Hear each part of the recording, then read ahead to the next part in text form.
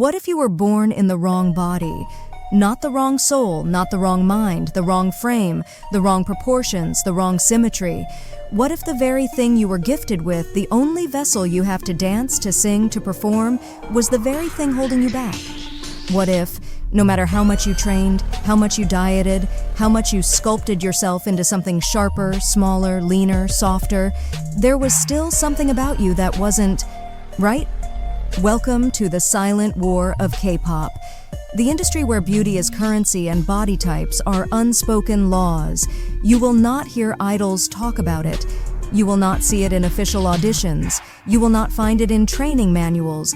But it exists, whispering between the lines, shaping destinies before they even begin. The world sees the polished idols, the ones who made it, but they don't see the ones who almost did, the ones who were turned away, the ones who were told, not in words, but in rejection, that their body was not the right kind. And if you think this doesn't apply to you, if you think talent alone will carry you through, let me be the first to break the illusion. Because no matter how fierce your passion, no matter how deep your ambition, your body is the first thing they will see. Before your voice, before your skills, before your dreams. This is not meant to scare you. This is meant to prepare you.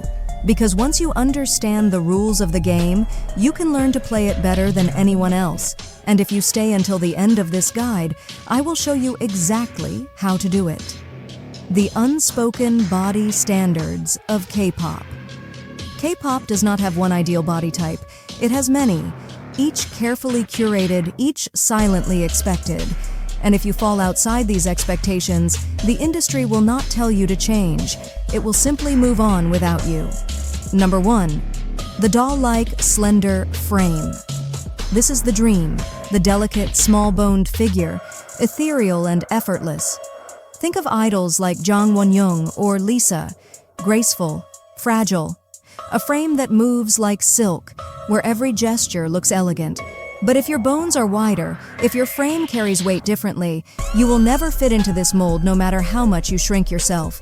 Number 2, the athletic powerhouse, the exception to the rule. Think Momo, think Kai. Bodies built for movement, for power, for stamina. They are the rare ones, allowed to carry muscle because their performance demands it. But this is a tightrope. Too much muscle, and you are too bulky. Too little, and you are not sharp enough. Number 3, the soft and petite, a rare but existing archetype. Small, compact, soft-looking idols who radiate innocence. Think IU. This is not about weight, it is about proportions. If your body is longer, sharper, or more angular, this mold is closed to you. And here is the truth. The industry will not adapt to you. You must adapt to it, the harsh reality, what they won't tell you. There are idols who never debuted because their arms were too thick. There are trainees who lost their spots because their waistline was not ideal.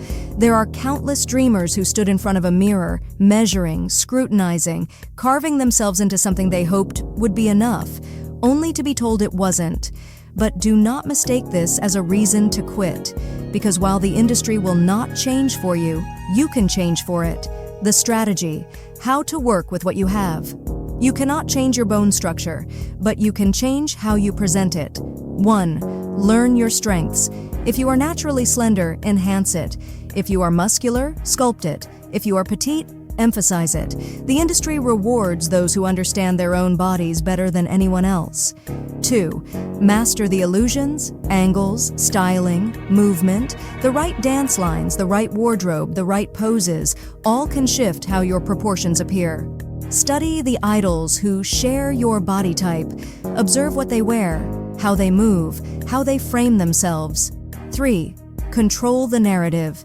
You cannot control how you are born, but you can control how you are seen. Confidence is a weapon. Master it. Carry yourself like you belong, because if you hesitate, the industry will hesitate with you. The turning point, will you fight for it? This is where the weak give up. This is where the dreamers separate from the legends.